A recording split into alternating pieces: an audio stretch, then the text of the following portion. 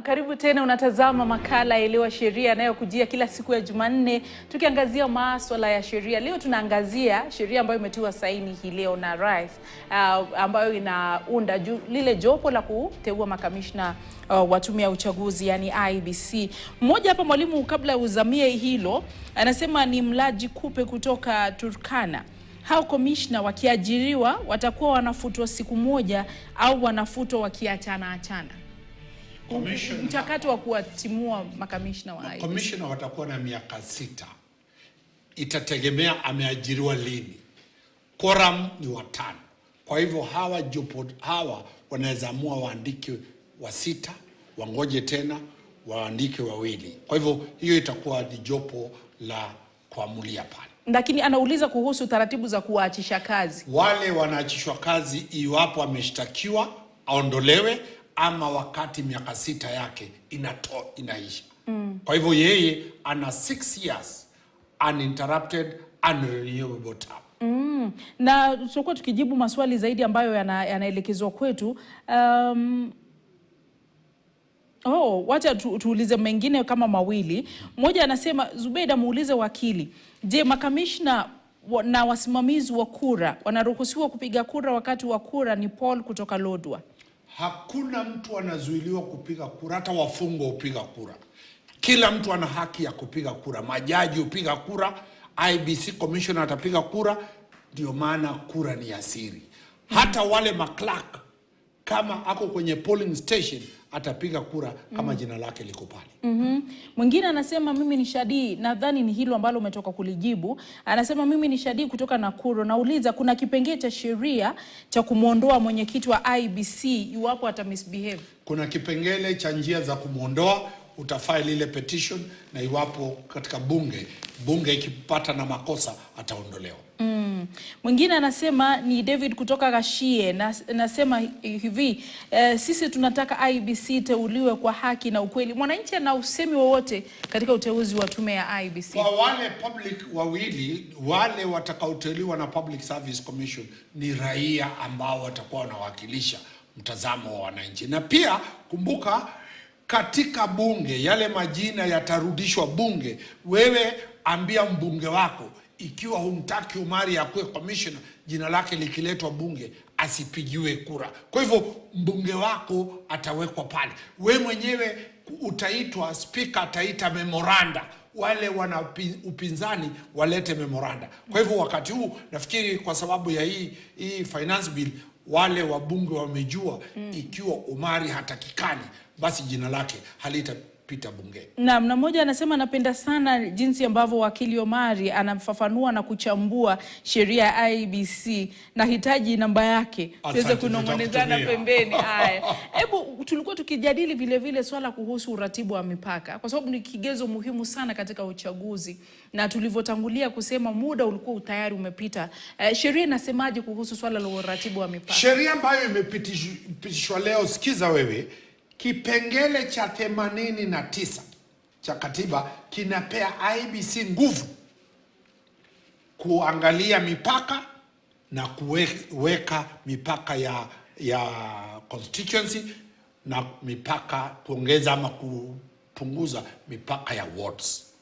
Sasa sheria ndio hiyo.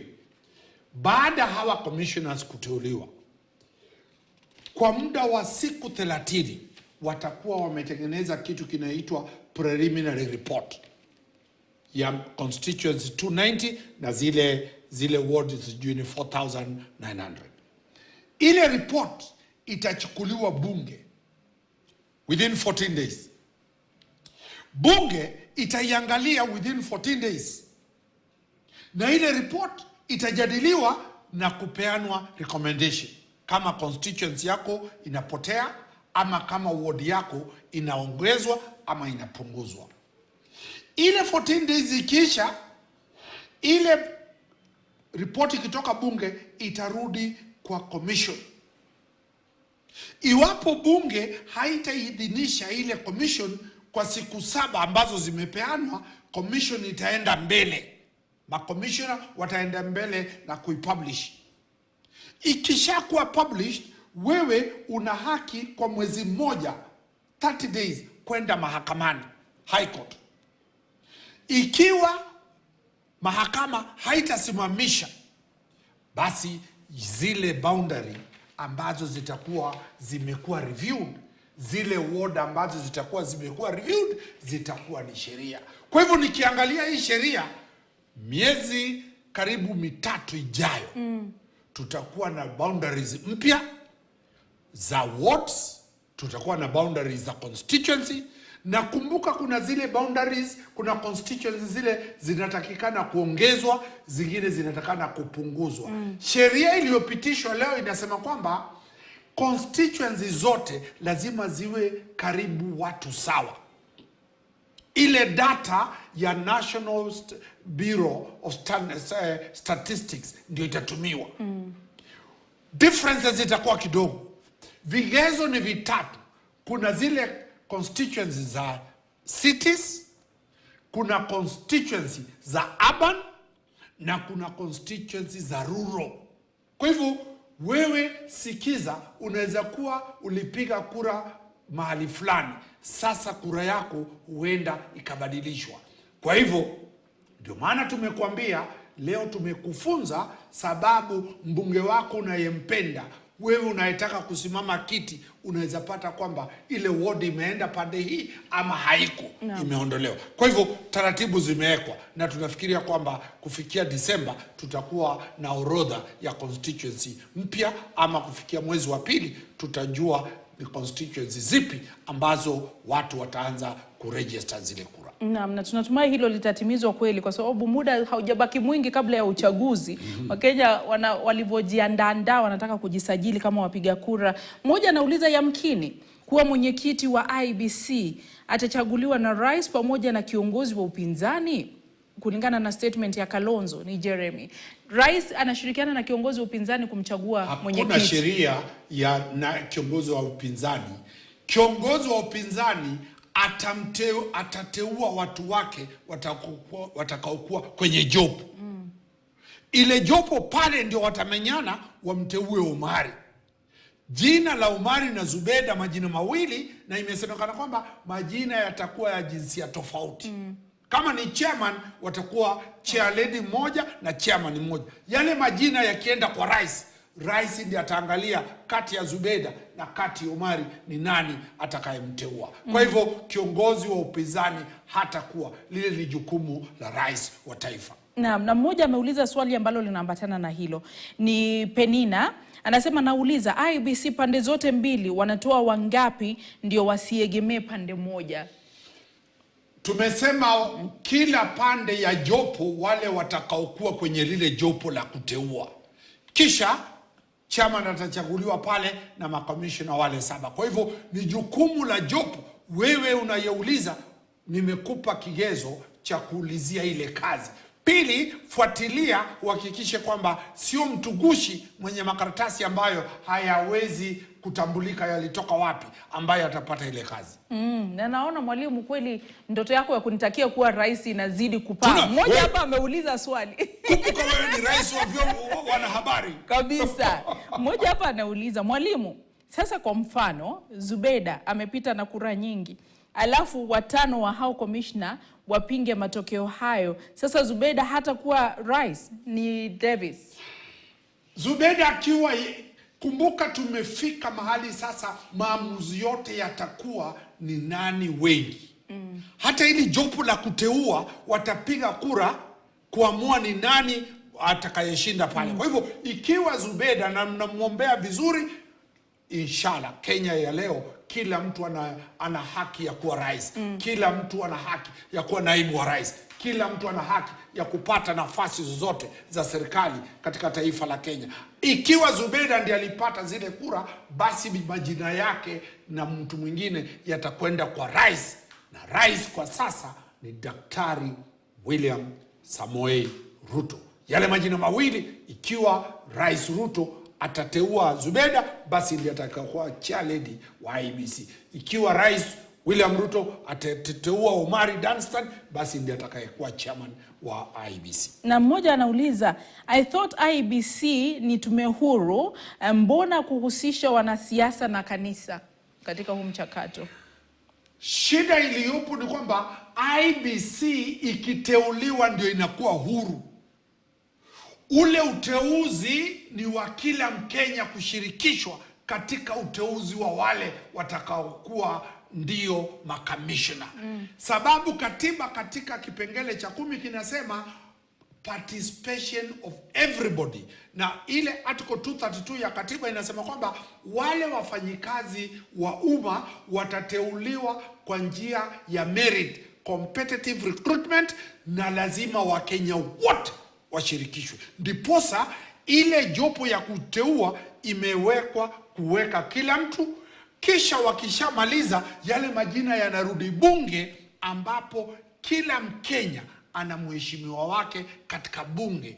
Bunge ni wewe. Kwa hivyo ambia mbunge wako kama atapiga kura vibaya, basi mtamsalimia. Naam. Na katika hizo salamu kuna mmoja amesema, hujambo KTN, uliza Mwalimu Omari, kwa sasa Wakenya wengi wanasema kwamba hamtaki rais aliye mamlakani kulingana na yale ambayo yamependekezwa na Gen Z. Je, kuna chochote ambacho Wakenya wanaweza kufanya kumuondoa mamlakani kabla ya 2027? Ni Philip Kiema akiwa Nairobi. Katiba ya Kenya inasema kwamba hakuna vile kipengele cha 2, huwezi tengeneza serikali ya Kenya nje ya katiba. Lazima kubadilisha serikali hutumie njia za kikatiba. Njia za kwenda State House na kukaa pale hazijulikani kwenye katiba. Njia za kumuondoa rais ni hizi. Mwambie aandikie barua ya kuresign, atatoka. Iwapo Mwenyezi Mungu atamtoa uhai, atatoka ile nafasi. Iwapo atashtakiwa na apatikane kwamba amefilisika, amekuwa bankrupt, ataondoka. Mwisho ni impeachment. Wewe ambia senator wako, wale maseneta waende waweke mswada pale kwenye Senate. Ikiwa theluthi 2/3 majority watapiga kura kumuondoa yule ambaye anaitwa rais, ataondoka. Lakini ile impeachment bado rais ataletwa kule, atajitetea, na ikiwa ataangushwa Senate, ana uhuru wana siku 14 za kwenda Supreme Court kusikizwa kesi yake. Supreme Court ndiyo itakayokubaliana na Senate, Rais William Ruto atakwenda nyumbani. Njia ya mwisho ni ya kimatibabu.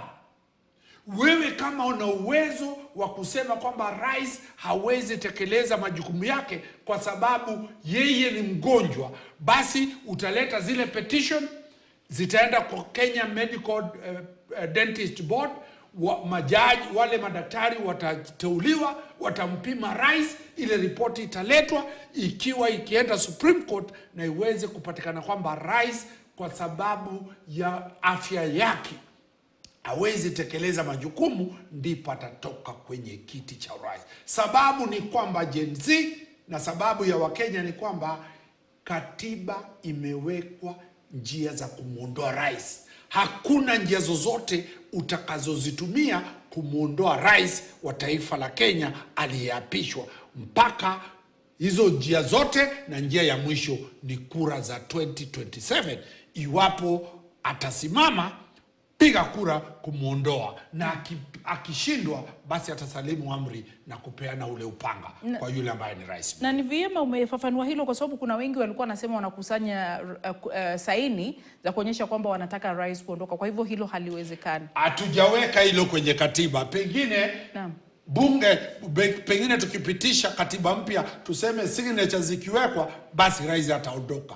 Rais haondolewi hata Wakenya milioni 56 wakiweka signature. Hakuna hiyo kwenye katiba. Na kwa hilo la signature, Koech Ronald kutoka Kabarnet anasema, hujambo Zubeda na wakili? Hatujambo. Je, kurudisha mbunge nyumbani inahitaji sahihi? Wakili, tafadhali fafanua. Inahitaji signature. Sina nambari hapa za signature za mbunge, ziko idadi ni ngapi, lakini lazima zitoke katika kila ward. Pia pia za ward ziko. Kwa hivyo zile signature ndio zinaenda IBC. IBC naangalia kama wale walioweka signature kweli ni watu wa lile eneo ama ni watu walioletwa kutoka mahali fulani.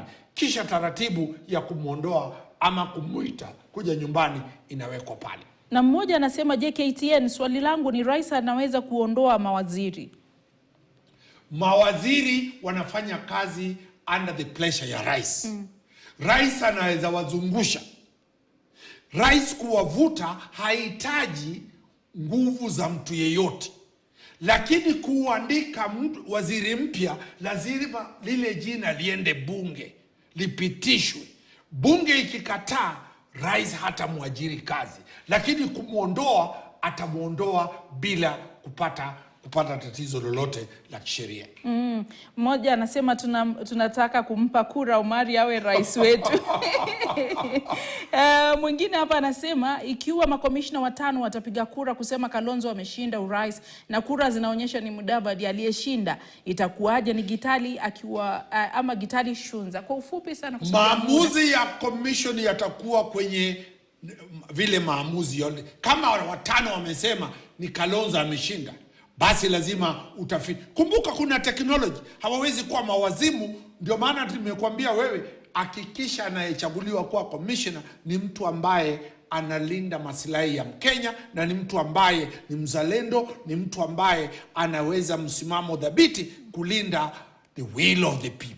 Kwa ufupi sana, mwanasheria, mimi nimeolewa kwa miaka 35 na sina watoto. Pale na mzee ana watoto wake, sikupata mke wake. Nikimwambia andike will hataki, ananiambia si nimeni inchi ya Mungu. Ni maagia akiwa Vihiga. Sijaelewa hapo, lakini hutamlazimisha mtu kuandika will. Lakini atakapofariki itakuwa sasa mali yake yatagawa kama ile inaitwa intestate. Hakuandika will. Kwa hivyo usiwe na wasiwasi, kuna sheria ya succession. Na tutajadili tena, tumejadili mara nyingi lakini hatuchoki kujadili hadi kila mmoja aelewe. Asante sana kwa kutuazima muda wako. Ni makala Elewa Sheria yanayokujia kila siku ya Jumanne mwendo wa saa 12 hadi saa 1, tukichambua sheria yote ambayo inakuathiri, tukiwa na mwalimu Danstan Omari. Kwa wale ambao mnaagiza namba yake, wasiliana naye kupitia mtandao wa X @DanstanOmari_, lakini yuko katika mitandao yote. Namuona Ali Manzu pembeni na taarifa za KTN leo. Naomba nimpishe, Mungu akijalia tutakutana kesho, na kutakia utazamaji mwema. Kwa heri.